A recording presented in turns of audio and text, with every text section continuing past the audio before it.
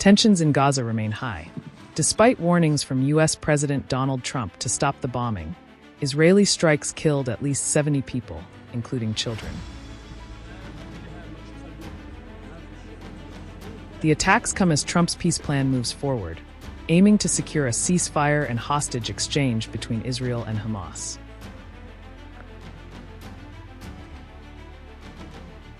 The Trump-brokered peace plan has brought negotiations to Cairo, with Israel hopeful of freeing all hostages held by Hamas.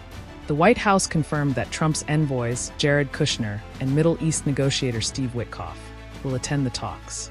Negotiators from both sides are converging in Cairo to finalize details for a ceasefire and hostage exchange.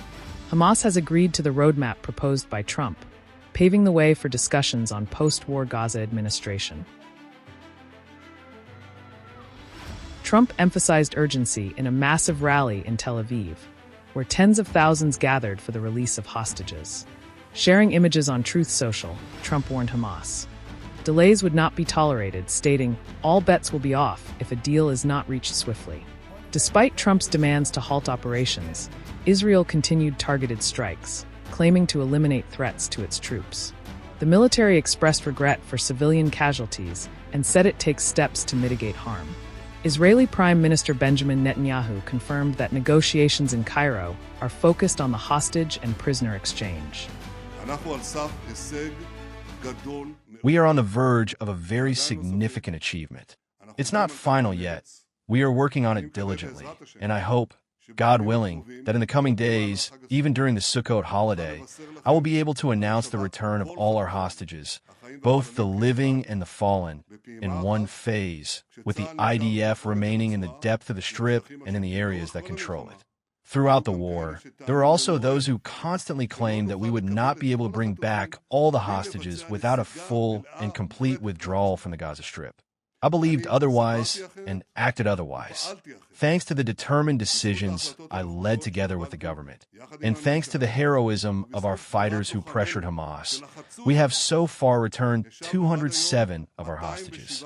But I have never given up on the remaining hostages. I have also never given up on achieving the other goals of the war.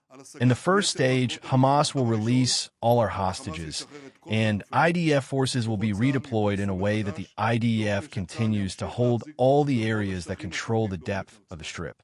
I hear that there are those who say today that Hamas was already willing a year ago, or even 2 years ago, to release all our hostages without us withdrawing fully from the Strip. Well, I tell you, that is simply IE.T.O. bring back our remaining 48 hostages. I instructed the IDF a few weeks ago to enter Hamas's most important stronghold, Gaza City. At the same time, I coordinated with President Trump and his team a diplomatic move that turned the tables in an instant. Instead of Israel being isolated, Hamas is isolated.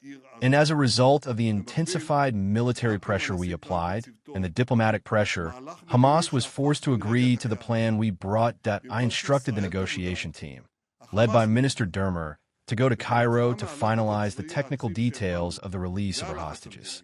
Our intention and the intention of our American friends is to limit this negotiation to just a few days.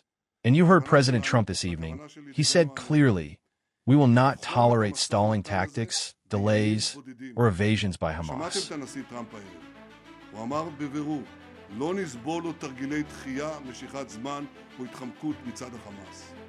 As negotiations continue in Egypt, the world watches closely. The Trump-brokered plan could bring a temporary ceasefire and return of hostages. But with continued violence and high stakes, the fragile peace in Gaza hangs in the balance.